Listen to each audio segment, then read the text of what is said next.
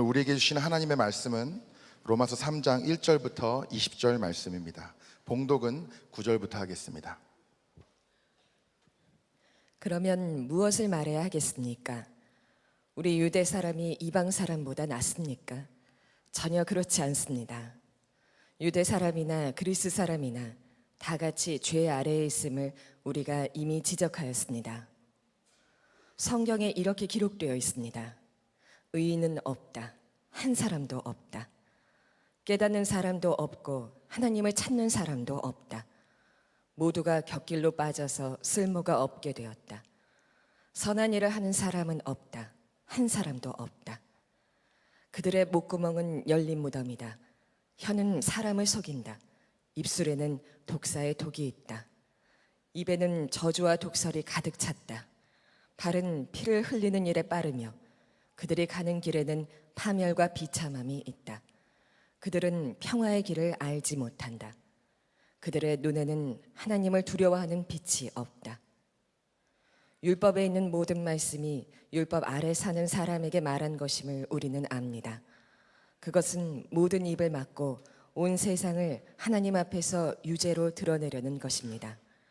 그러므로 율법의 행위로는 하나님 앞에서 의롭다고 인정받을 사람이 아무도 없습니다.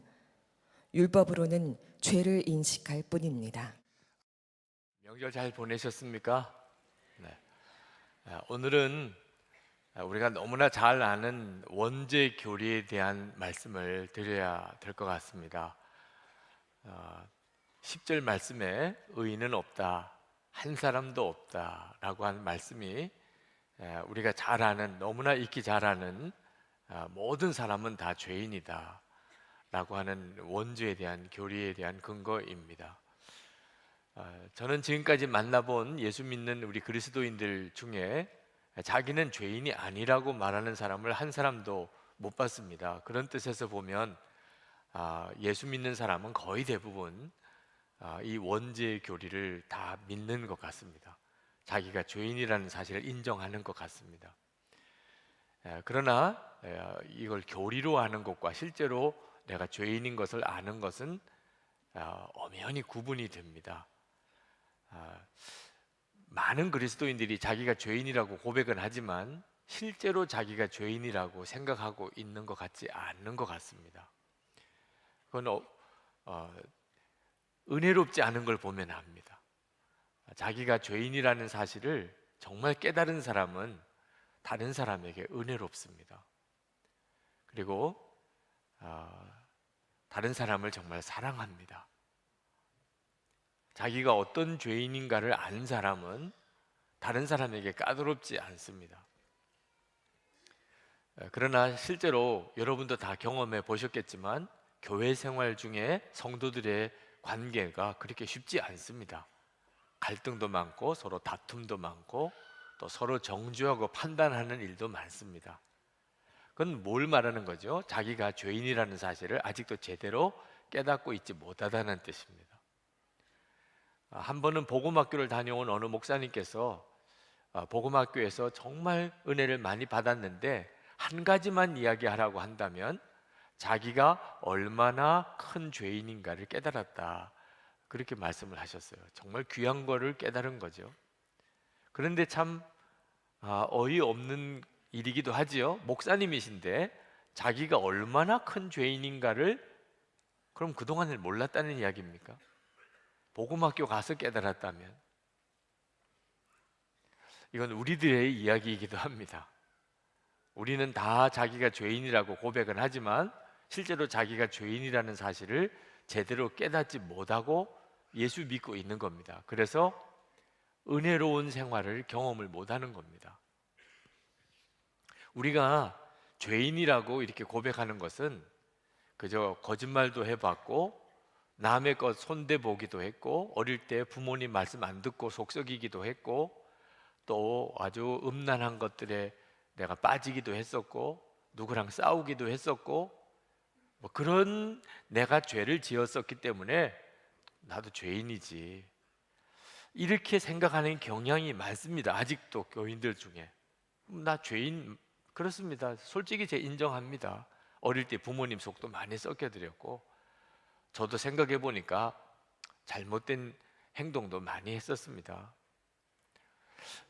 근데 성경이 말하는 의인이 없다, 다 죄인이라고 하는 말의 의미는 로마서 1장에 나오는 하나님의 진노 아래에 있다는 뜻입니다. 다시 말하면 지옥에 갈 자라는 겁니다. 구제불능이라는 뜻입니다.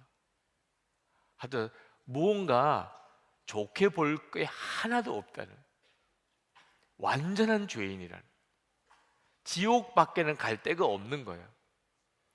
이런 경우를 말하는 겁니다. 그런 뜻으로 생각하면 동의 안 하는 사람이 많을 겁니다.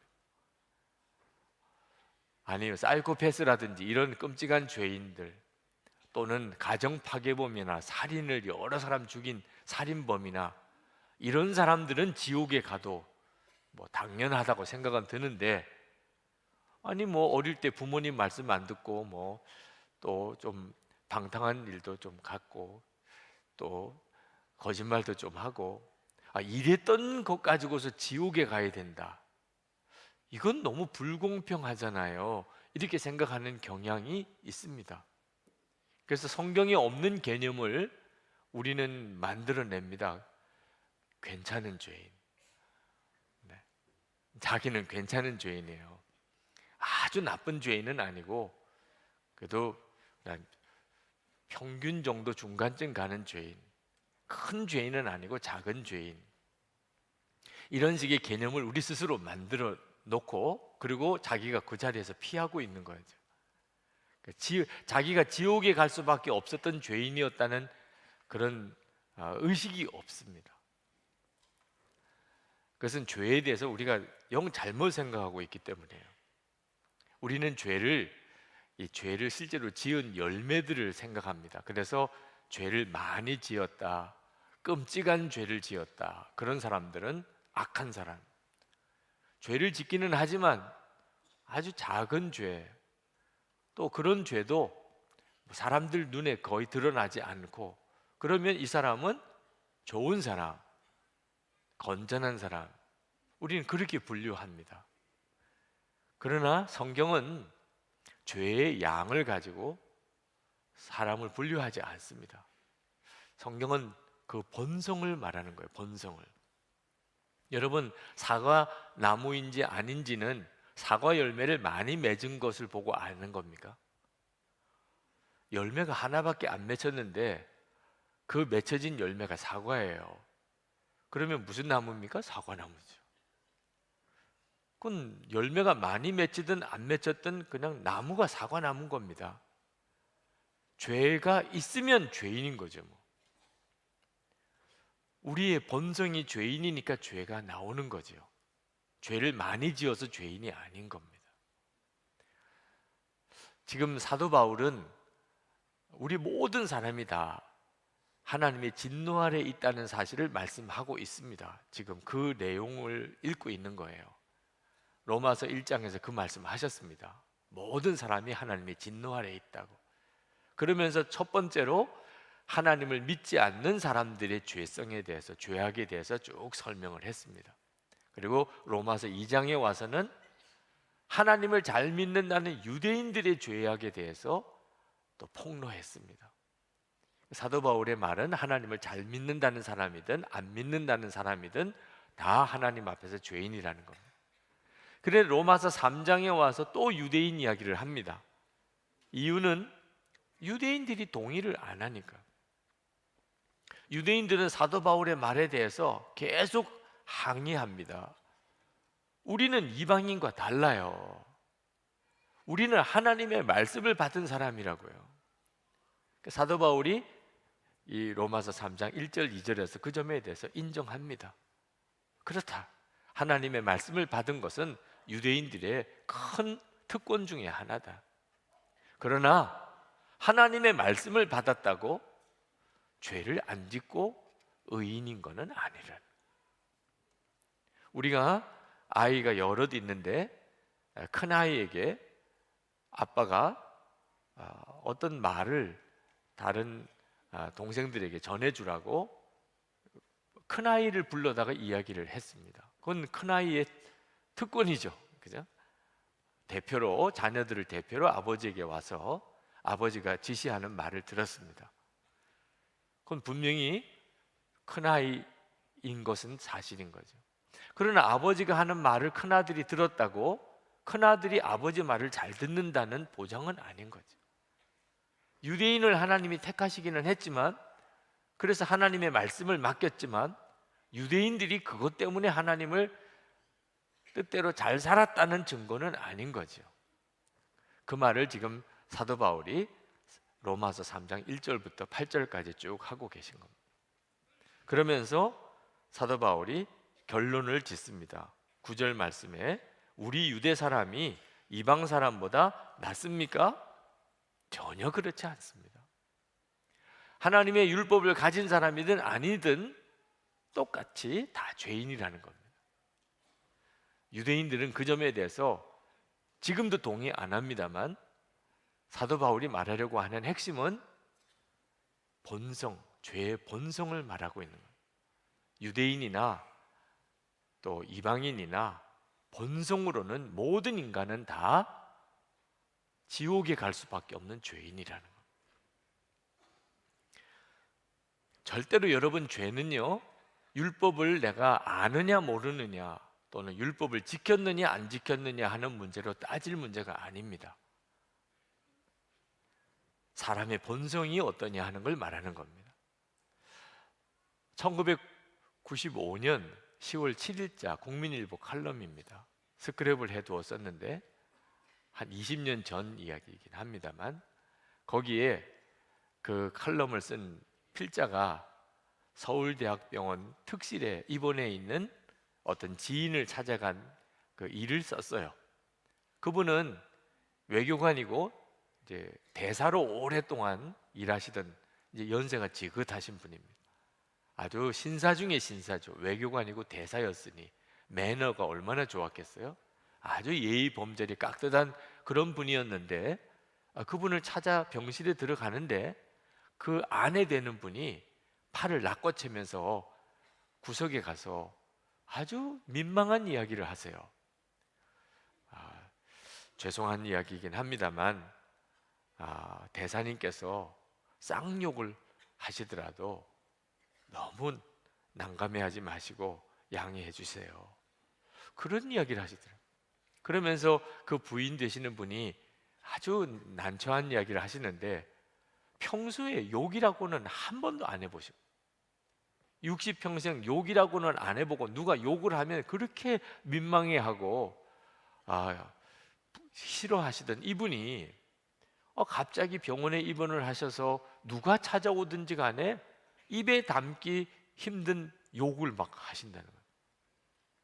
그래서 옆에서 지켜보는 게 너무너무 아슬아슬하고 너무 죄송하고 손님들에게 너무 미안하고 그렇다는 거죠. 그랬더니 그 옆에 있던 간병인이 하는 이야기가, 자기가 이 대학병원 특실마다 입원해 있는 우리나라 사회에 그래도 꽤 상류층 사회에 사는 사람들, 연세가 지긋하신 분들 간병을 오래 했는데, 이분들이 정신줄을 놓고 난 다음부터 별의별 해괴한 짓을 하는 사람이 많다는 거예요. 이렇게 욕을 하는 거는 아주 양반이라는 거예요. 어떤 사람은 물어 뜯는다는 거예요, 사람. 그러면서 그분이 그 칼럼에다가 썼어요. 사람이라는 다 본성이 똑같은 모양이다. 막 욕을 하고 싶고 누구를 막 물어 뜯고 싶고 그런 본성을 평생 누르고 억제하고 사는 것뿐이지, 그 속에 본성으로 들어가 보면 똑같은 모양이다. 그렇게 썼어요. 여러분, 우리가 겉으로 우리 자신을 이렇게 꾸미고 드러내는 것 가지고 우리 자신을 모릅니다. 하나님은 우리가 얼마나 죄의 열매를 많이 맺고 있는지를 따지고 싶으신 게 아니고 본성을 말씀하고 싶으신 거예요. 우리의 본성을. 오늘도 여러분의 본성을 하나님이 짚고 싶으신 거예요. 11절부터 17절까지 사도 바울은 인간의 죄인됨을 구체적으로 이렇게 언급합니다. 깨닫는 사람도 없고 하나님 찾는 사람도 없고 선한 일을 하는 사람은 한 사람도 없다. 그들의 목구멍은 열린 무덤이다. 혀는 사람을 속인다. 입에는 저주와 독설이 가득 찼다. 발은 피 흘리는 일에 빠르며 그들이 가는 길에는 파멸과 비참함이 있다. 그들은 평화의 길을 알지 못한다. 근데 여러분, 이 구절을 가만히 그냥 오늘 와서 처음 읽으시는 분들도 이건 아니잖아, 이런 생각이 드시는 분들도 있으실 거예요. 진짜 하나도 없나? 하나님을 찾는 사람도, 선한 사람도 다 입에 목구멍은 열린 무덤이고. 정말 그런가? 여러분, 지난 세월 사시는 동안에 선한 사람 한 사람도 못 봤습니까? 아, 참 저 사람은 인격이 고귀해, 이렇게 감동을 받은 사람이 정말 한 사람도 없었습니까? 있었잖아요. 우리 주변에 보면 꽤 괜찮은 사람들도 있잖아요. 그런데 어떻게 사도 바울이 이렇게 단호하게 의인은 한 사람도 없다, 이렇게 말하는 것일까? 사도 바울이 지금 말씀하려고 하는 것은 이렇게 겉으로 꾸며서 나타나는 우리들의 모습이 아니고 본성을 말하는 거예요. 본성을.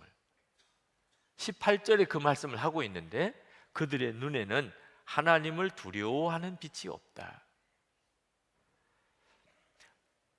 여기서부터 사람의 죄가 나오는 거예요. 사람이 겉으로는 아무리 선하고 착하고 훌륭한 일을 하는 사람 같이 보여도 그 사람의 눈에 하나님을 두려워하는 빛이 없다는 거예요. 다시 말하면 하나님과의 관계가 끊어진 사람이라는 뜻입니다. 하나님을 알지도 못하니까 하나님을 두려워하지도 않는 거죠. 하나님과의 관계가 끊어진 사람을 지금 말씀하고 있는 거예요. 이것이 바로 죄의 본질입니다. 이것을 우리는 선악과 따먹은 아담과 하와의 죄에서 봅니다. 여러분, 아담과 하와가 선악과 따먹은 것이 원죄라고 말하죠. 네. 모든 인간이 죄인이 된 시작입니다.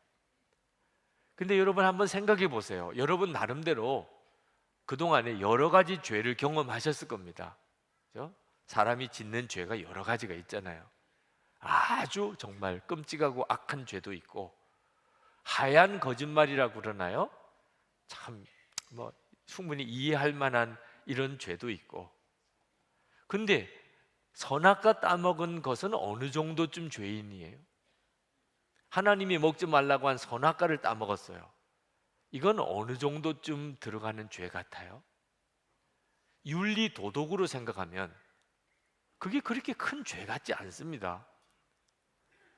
여러분, 아버지가 아들에게 이 사탕 먹으면 안 된다 그랬어요. 근데 어느 날 아들이 그 사탕을 먹었어요. 아버지가 그걸 보고는, 너는 내가 먹지 말라고 한 사탕을 먹었지, 이제 너는 내 아들 아니야, 나가. 자, 이랬다면 사탕 먹은 아들도 잘한 건 아니지만 아버지도 너무했잖아요. 아니, 먹지 말라고 한 사탕 먹었다고 아들 아니라고 그러고 내보내요? 이건 너무 지나치잖아요. 근데 선악과 따먹은 게 꼭 그렇잖아요. 하나님이 따먹지 말라고 그랬는데 따먹었습니다. 이제 너 나 끝이야, 에덴 동산에서 나가, 그랬잖아요. 그게 그렇게 큰 죄입니까? 많은 성도들이 자기가 지옥에 갈 죄인이라는 것에 대해서 잘 수긍이 안 되나 봐요. 거짓말 좀 했어요. 나도 어릴 때 부모님 속도 좀 썩였습니다. 그래, 남의 거 손도 좀 댄 적이 있고, 때때로는 나 부끄럽게 음란한 일에 빠진 적도 있었습니다.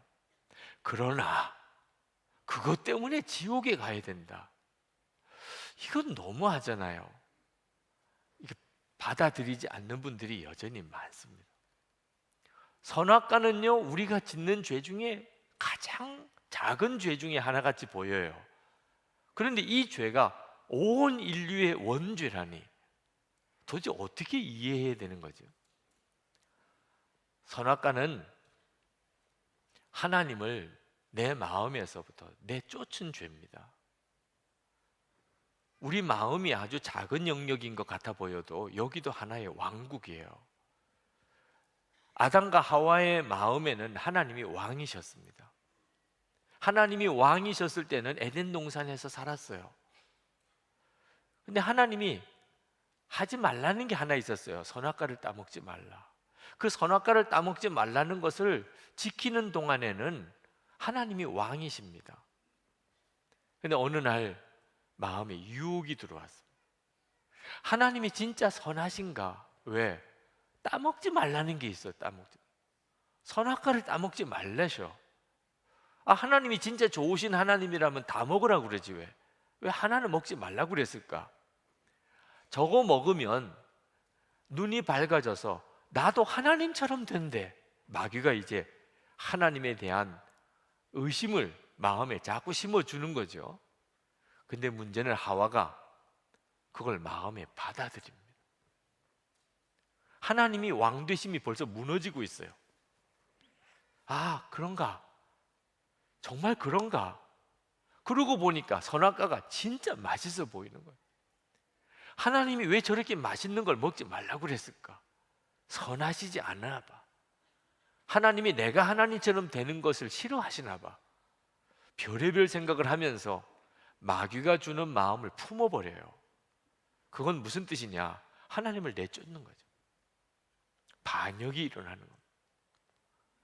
이제부터 하와에게 하나님은 하나님이 아니세요. 하와 자기가 하나님이에요. 하고 싶으면 해야 되는 거예요. 내가 하고 싶은데 왜 하지 말라고 그러셔? 먹고 싶은데 왜 먹지 말라고 그러셔? 나는 먹을 거야. 그리고 결국은 하와가 선악과를 따먹습니다. 선악과를 따먹는 순간 하나님은 하와에게 하나님이 아니시게 됩니다. 하나님이 마음에서 하나님을 내쫓아 버린 거죠. 아담이 똑같은 일을 합니다. 아담의 마음에도 똑같이 유혹이 들어옵니다. 하나님은 먹지 말라고 그랬는데 아내가 먹으라는 거예요. 아담도 잠시 갈등이 오지만 하나님을 버립니다. 아내 말을 받아요. 그리고 선악과를 먹습니다. 결국 선악과를 따먹은 죄는 무슨 죄지요? 하나님을 향한 반역입니다. 내 마음에서 하나님이 왕 되심을 거절한 거죠. 더 이상 하나님이 내 마음에 왕으로 계시는 걸 싫어하는 거예요. 이게 사람의 죄의 본성이에요. 로마서 1장 28절에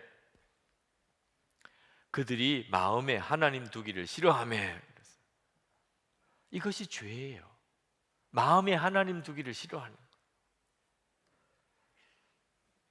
여러분, 이 시간에 여러분 자신에게 묻는 겁니다. 여러분은 마음에 하나님 두기를 좋아하십니까? 사람은요, 다 마음에 하나님 두기를 싫어한다고 그랬습니다. 왜? 마음대로 못 사니까. 여러분, 이번 명절을 지내면서 여러분은 하나님 마음에 두기를 싫어했던 적이 없으셨나요? 하나님 내 마음에 왕으로 계시는 것이 싫어. 부담스러워.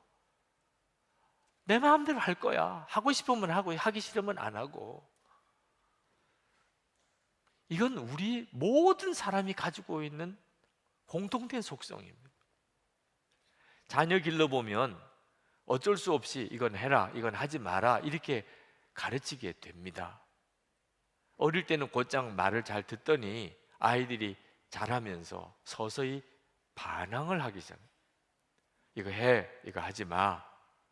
그때마다 아이들이 토를 달고 거부하기도 하고 따지기도 하고 또 말 안 듣기도 하고. 그러다가 어느 정도 좀 지나고 나면 그 다음에는 아이가 막 소리를 지릅니다.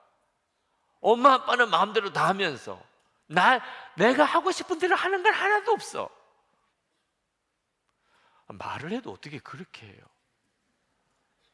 어떻게 하나도 없어요. 그렇게 모든 거 다 엄마 아빠 마음대로지 뭐. 어떻게 그렇게 말을 해요? 엄마 아빠가 몇 가지만 꼭 해라, 몇 가지는 꼭 하지 말라 그랬지, 어떻게 모든 걸 다 엄마 아빠가 다 마음대로 했냐 말이에요. 그래서 이제 또 그렇게 또 말을 하면 또 진짜 정말 싸움 나는 거죠. 그때는 알아야 돼요. 우리 아이의 마음속에 독립선언을 했구나. 독립군이에요. 이제 내 마음대로 하겠어. 엄마 아빠 손대지 마. 내 인생이야. 내 인생이야. 내가 잘 되든 못 되든 내 인생이야. 그러니 엄마 아빠 이제 손대지 마. 간섭하지 마. 사람의 본성 속에 있어요. 내 마음대로 할 거야. 여러분, 가장 나를 사랑하고 아끼는 분이 부모 아닙니까? 부모님에게 그래요. 그건 하나님에게 우리가 그렇게 한 거예요. 하나님에게. 하나님, 이젠 내 마음대로 할 거예요. 하나님을 아주 잘 믿는 사람들 중에 하나님, 저를 축복해 주세요. 하나님, 제 기도에 응답해 주세요.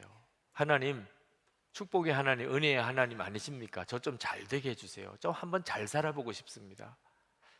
이런 식으로 하나님을 믿고 기도하는 사람들은 아직까지 진짜 하나님 믿은 거 아닙니다.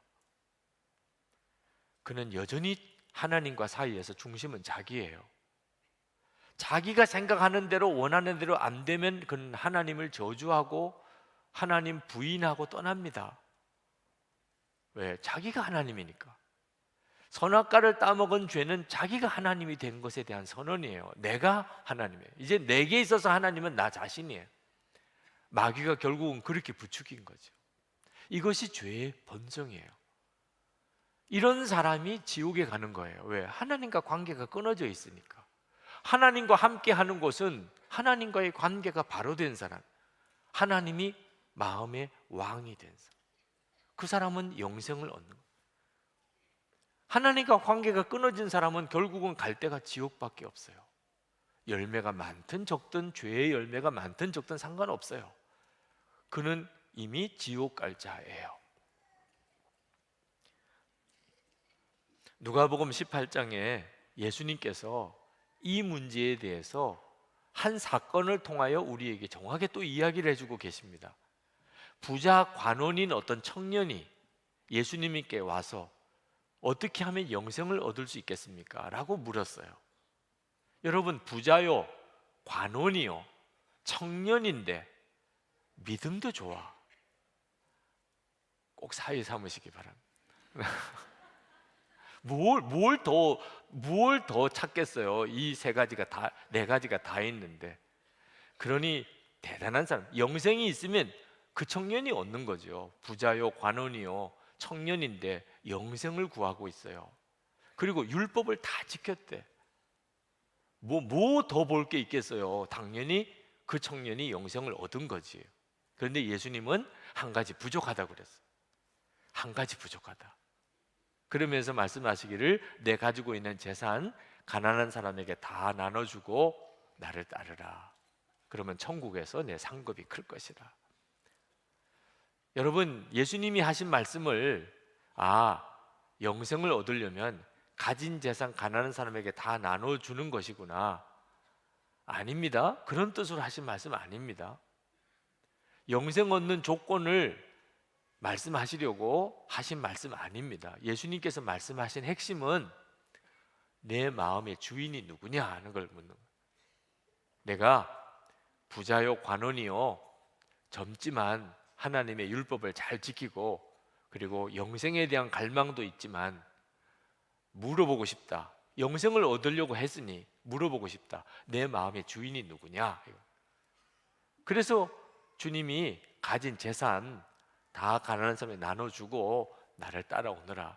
예수님이 마음의 주님이신 사람, 하나님이 마음의 왕이 된 사람에게는 아무 문제가 안 돼요. 예수님이 하신 말씀. 그랬습니까? 그러면 가난한 사람에게 내 재산 다 나눠주고 주님 저 따라가겠습니다. 이거 정말 엄청난 축복을 받은 거죠.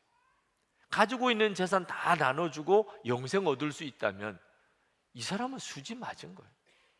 여러분, 우리가 결국은 죽게 될 육신의 생명을 연장하는 일에도 가진 재산 다 씁니다.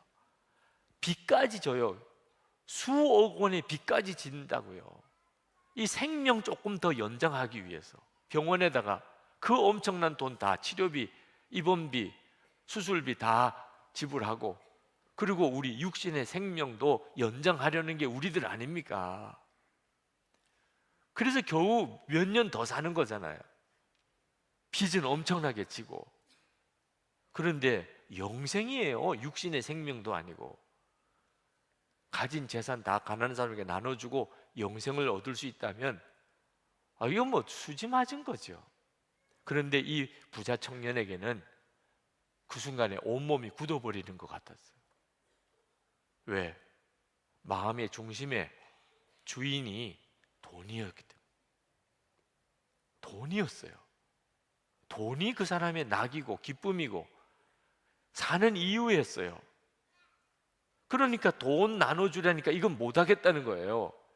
영생을, 그렇게 귀한 영생을 얻으려고 와놓고도 돈하고 영생하고 비교가 돼요? 그런데 이게 비교가 될 정도가 아니고 못하는 거예요. 그리고는 떠나갔어요.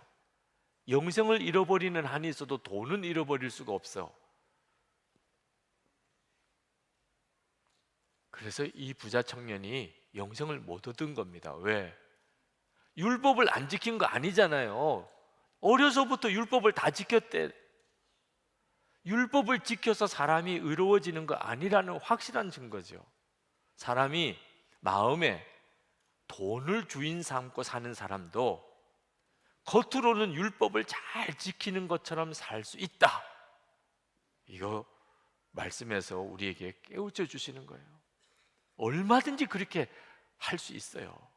사람이 의지력이 강하고 명예심이 강하고 그러면 속마음은 하나님이 왕이 아니에요. 속마음은 돈이 왕이에요. 그런데도 말씀대로 살고 믿음도 좋고 예배도 잘 드리고 봉사도 잘하고 헌금도 많이 하고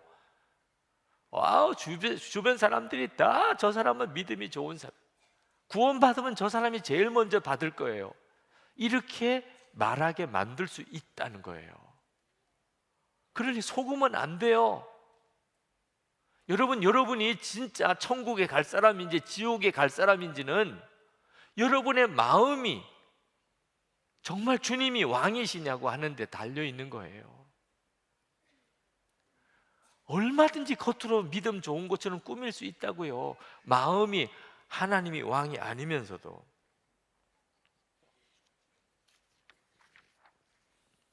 그래서 사도 바울이 율법을 자랑하는 유대인들에게 율법을 가진 것은 참 너희들이 귀한 특권이지만 율법으로는 의롭다함을 받을 사람이 없어 라는. 너희들의 마음이 뒤집어지지 않으면, 마음에 예수님이 왕이 아니시면 너희들은 구원받을 수가 없어. 율법은 우리 마음을 뒤바꾸지를 못합니다. 율법은 그저 우리가 죄인인 것만 인식하게 해줄 뿐이에요. 20절에 그러므로 율법의 행위로는 하나님 앞에서 의롭다고 인정함을 받을 사람이 아무도 없습니다. 율법으로는 죄를 인식할 뿐입니다. 자, 이제 여러분에게 묻고 싶어요. 여러분은 여러분이 진짜 지옥에 갈 수밖에 없는 죄인이었다는 것을 깨달았습니까? 그건 어떤 걸 깨닫는 걸 말하죠? 내가 마음으로 하나님을 기뻐하지 않은 사람이었어. 내가 죽고 난 다음에 천국에는 가고 싶었지만 내 마음에 하나님을 왕으로 모시고 살고 싶은 마음은 없었어요. 하나님이 어떤 때는 부담스러웠어요. 하여튼 하기 싫은 것만 하라 그러고 하고 싶은 건 하지 말라 그러고 그러는 하나님. 그런 하나님을 마음의 왕으로 모시고 사는 것은 끔찍한 것이라고 생각했어요. 그건 아주 너무 싫은 삶이었어요. 낙이 없는 삶이었어요. 이렇게 생각했던 사람들, 아주 뿌리 깊은 지옥의 자식이에요. 내가 지옥 갈 사람이었구나. 하나님을 마음에 두기 싫은 것 자체가 지옥이니까. 내가 그런 사람이었구나. 그럼 뭐 딴 사람 확인할 거 없이 본인 자신만 확인하면 됩니다. 아, 내가 그런 사람이었구나. 그런데 하나님이 나를 찾아오신 거예요. 우리 같으면 벌써 그래라, 너 싫으면 너 내버려 두실 수밖에 없는데 하나님은 우리를 사랑하셔서 포기하실 수 없으셔서 우리 죄를 예수님이 대신 십자가에 지시고 그리고 우리 마음에 오셨어요. 계속 두드리. 내가 너 마음에 들어가야 된다. 내가 너 마음에 들어가야 너가 영생을 얻어. 그래서 우리가 마음을 열고 주님을 맞아들였잖아요. 그게 영생의 시작이고 구원의 시작입니다. 여러분이 지옥에 갈 수밖에 없는 죄인이었다는 것을 깨닫는 것이 얼마나 큰 은혜인지 모릅니다. 사람들은 다 지옥에 갈 수밖에 없는 자이지만 그걸 몰라요. 자기가 지옥에 갈 수밖에 없는 그런 죄를 짓고 산다는 걸 몰라요. 교양 있는 사람일수록, 많이 배운 사람일수록 더 몰라요. 왜? 죄의 열매가 상대적으로 적다고 생각해요. 나는 사이코패스 같은 저런 사람 아니야. 나는 살인, 무도 그런 사람들 아니야. 나는 가정 파괴범 이런 사람들하고 질적으로 달라. 나는 이건 정말 무서운 착각인 거죠. 차라리 교도소에 있는 사람이 자기가 죄인인 걸 금방 인정해요. 나는 죄인입니다. 근데 수준 높은 사람, 교양 있는 사람, 많이 배운 사람일수록 자기가 죄인인 걸 인정 안 해요. 마음에 하나님 두기를 싫어하면서도, 하나님과의 관계는 끊어져 있으면서도 교묘하게 사람들 보는 앞에서는 자기가 이런 사람처럼, 혼자 있을 때는 끔찍한 죄를 짓고 살면서도 자기가 지옥 갈 죄인인 것을 몰라요. 이걸 알게 하시는 분은 성령님밖에 없습니다. 근데 그걸 깨달았다면 은혜가 시작이 된 거죠. 여러분이 내가 지옥에 갈 수밖에 없는 죄인이었구나, 이걸 깨달았다면 은혜 생활의 시작이 된 겁니다. 노진준 목사님 저희 교회도 오셨었습니다만, 고등학교 때 예수님을 영접하고 아버지를 꼭 전도하고 교회로 모시고 싶었어요. 아버지에게 찾아가서 아버지 교회 가십시다. 아버지가 아주 일거에 거절하셨어요. 나 교회 싫다. 아버지가 교회가 싫다는 말을 하나님이 싫다는 말로 그렇게 느껴졌습니다. 그래서 아버지에게 교회 가야 될 이유를 설명했어요. 아버지는 죄인이에요. 죄인은 지옥에 가요. 예수님 믿어야 죄 사함을 받는다고요. 그러니 예수 믿고 교회 가야 됩니다. 그랬더니 그 아버지가 화를 내면서, 내가 왜 죄인이냐? 내가 무슨 살인죄를 지었냐? 도적질을 했냐? 내가 죄가 있다면 너 기르느라고 고생한 죄밖에 없다. 그랬더니 정말 마음에 아버지가 죄를 깨닫지 못하고 있으니 아버지에게 죄를 깨닫게 해드려야 되는 거룩한 사명감이 일어나더래요. 그래서 지금까지 자기가 아는 죄, 자기도 아는 죄, 아버지의 죄, 아버지에게 알려드렸대요. 초등학교 5학년 때 아버지가 술 마시고 와서 나를 이유도 없이 때린 적 있잖아요. 그건 죄 아니에요? 아버지 엄마랑 싸울 때 엄마한테 손찌검 한 적 있는 거 내가 봤는데 그것도 죄잖아요. 막 이러면서 아버지가 지은 죄를 조목조목 알려드리느라고 그날 엄청 혼이 났대요.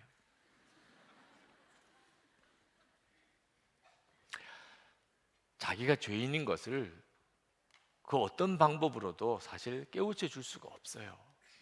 성령께서 역사하셔야 됩니다. 오늘 이 시간에도 성령께서 역사하시기를 원합니다. 이건 놀라운 일이, 기적이에요. 내가 어떤 죄인인가를 깨달았다는 것은 이미 내 속에 생명의 시작이 된 겁니다. 성령께서 오시니까 비로소 내 실상을 알게 되는 거죠. 지난 다시복음 앞에 집회 때 외액선교의 유병국 선교사님이 이 자리에서 말씀을 전하면서 그 아프리카 감비아에서 사역하실 때 이야기하셨습니다. 어느 날 그 근처에 있는 무슬림 고등학교의 선생님 한 분이 찾아오셨어요. 왜 오셨냐 그랬더니 성경을 배우고 싶다는 거예요.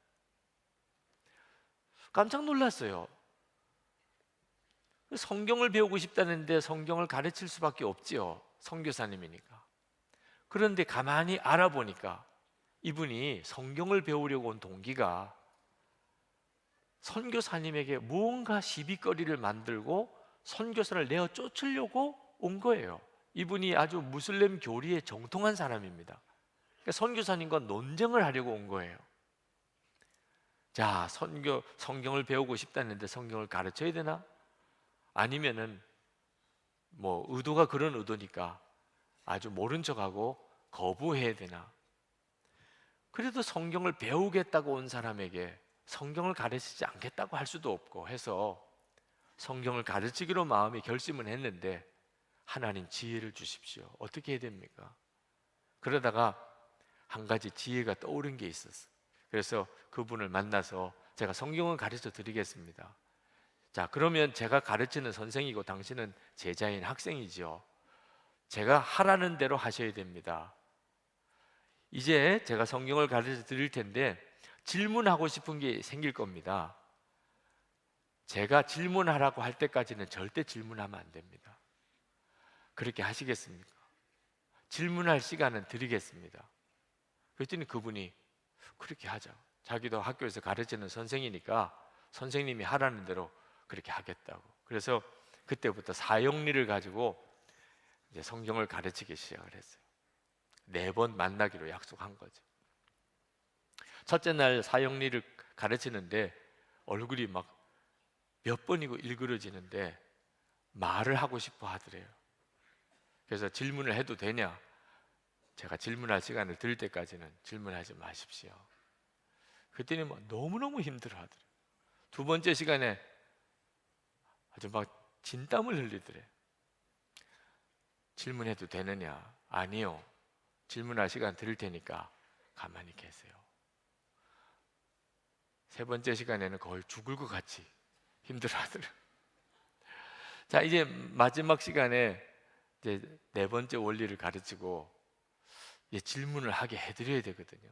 질문할 시간을 주겠다고 그랬으니까 이제는 결국 그날이 오는구나 그렇게 생각하고 제가 이제 다 가르쳐 드렸고 제가 기도로 마무리하고 질문하시기도 합시다. 그리고 기도를 하려고 하니까 이분이 제가 기도하면 안 되겠습니까? 그러시라고. 그럼 당신이 기도하시고 싶으시면 기도하시라고 그랬더니 그분이 주 예수님, 나는 죄인입니다. 그러면서 그냥 땀을 뻘뻘 흘리면서 자기의 죄를 토해내는 회개의 기도를 그렇게 하시더래요. 기도를 들으면서도 이게 무슨 일인가 싶더래요. 기도가 끝나고 난 다음에 당신이 예수님을 영접했습니까? 라고 물었더니 그랬다는 거예요. 언제 그랬습니까? 당신한테 성경을 배우는 중에 그래. 처음에는 자기가 무슬림 교리로 당신과 시비를 붙어서 당신을 내쫓으려고 그렇게 내가 왔는데 4번 하나님의 말씀을 듣는 중에 내가 죄인인 것을 깨닫고 예수님이 구주이신 것을 내가 알게 됐다. 바로 이 자리에서 간증하신 내용이죠. 참 하나님의 역사는 놀랍습니다. 어느 누구에게나 그가 마음을 열고 진짜 복음을 들으면 그가 알게 돼요. 내가 왜 죄인인가를, 무엇이 죄인가를. 하나님을 내 마음에서 내쫓은 거예요. 이게 말이 안 되는 일인데 선악과 따먹을 때부터 우리에게 일어난 일입니다. 우리는 살아가는 동안에 하나님을 내 마음에서 내쫓는 일을 얼마나 많이 하는지 모르. 이게 얼마나 큰 죄인 줄을 모르는 거예요. 결국 그 사람이 어디를 가겠어요? 지옥이지요. 하나님의 진노 아래 있는 거예요. 여러분이 정말 지옥에 갈 수밖에 없던 그 죄인이었다. 사람들은 나를 다 훌륭하다, 경건하다, 아주 교양이 있다, 법 없어도 살 것 같다 말은 해도 내 속에 내 중심은 정말 흉악한 죄인이었다 라는 사실이 깨달아지고 인정된 사람은 그게 고통스러운 일이지만 너무너무 감사할 일이에요. 이제 예수 믿는 진짜 구원의 삶이 시작이 된 거니까. 그래서 마음에 예수님을 영접하는 거예요. 그 갈급함이 예수님을 영접하게 하는 거예요. 예수님을 내 마음에 오시는 주님을 내가 기쁨으로 오세요. 주님, 제 마음에 오세요. 제 마음의 왕이 되어 주세요. 예수님이 내 마음에 오시니까 마음이 뒤집어지는 거예요. 하나님 말씀대로 살고 싶어지는 거예요. 마음이 바뀌니까. 율법은 도무지 이 역사를 이룰 수가 없어요. 율법은 내가 율법을 지키고 싶은 마음이 생기게 못 만들어줘요. 내 안에 오신 예수님은 내 속을 뒤집어 놓으셔서 말씀대로 살고 싶어지게 만드는, 이것이 구원받은 자의 삶인 것입니다. 제가 제 죄를 깨달은 날, 정말 지금 생각해도 너무너무 고통스러웠던 그날 밤에 제 안에 일어난 변화는요, 소원이 하나밖에 없는 것. 하나님 앞에 섰을 때 수고했다 내 종아 라는 말 한마디 듣는 것. 어떻게 사람의 인생에 소원이 그거밖에 없을 수 있을까? 그런데 그날은 정말 저에게 아무 다른 소원이 없었어요. 그건 기적이죠. 정말.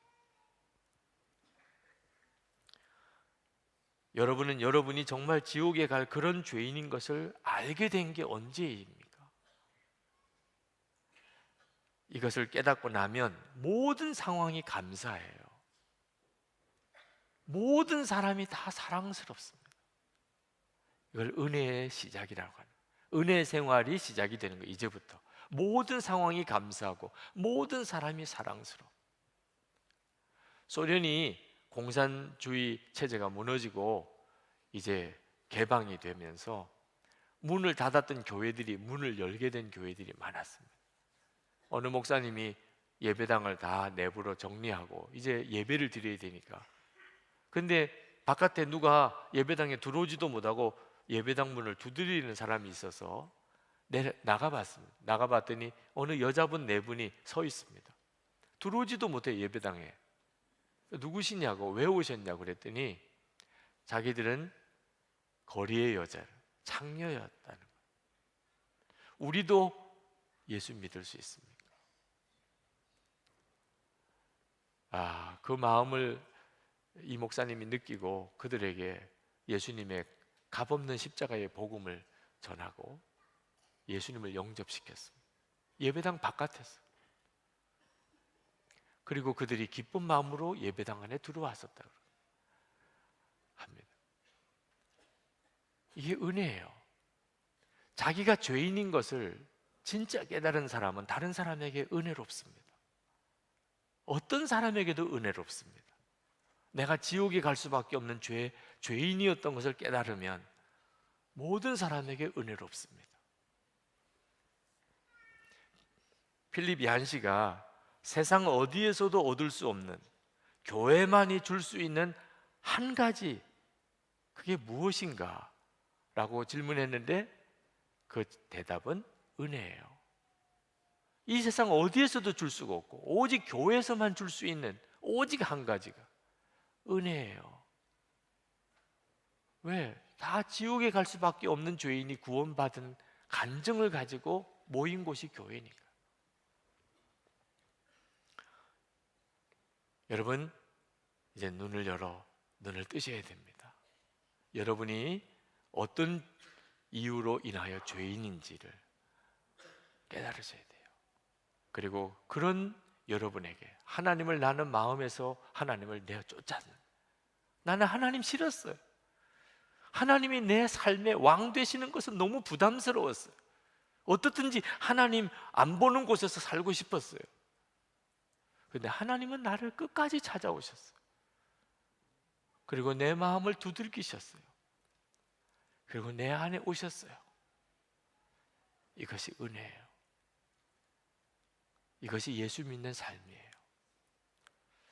여러분의 마음속에 정말 주 예수님이 왕 되시는 이 은혜가 분명하게 되시기를 축복합니다. 기도하십시다. 이 시간 우리 간절한 마음으로 하나님께 기도하겠습니다.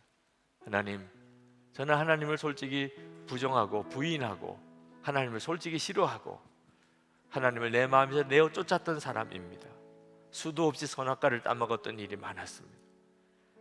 그럼에도 하나님은 어찌하여 나를 끝까지 포기하지 않으시고 저에게 오셨습니까? 주님, 제가 이제는 주님과 온전히 동행하며 주 예수님을 왕으로 제가 고백하며 순종하며 살겠습니다. 우리 통성으로 기도하겠습니다.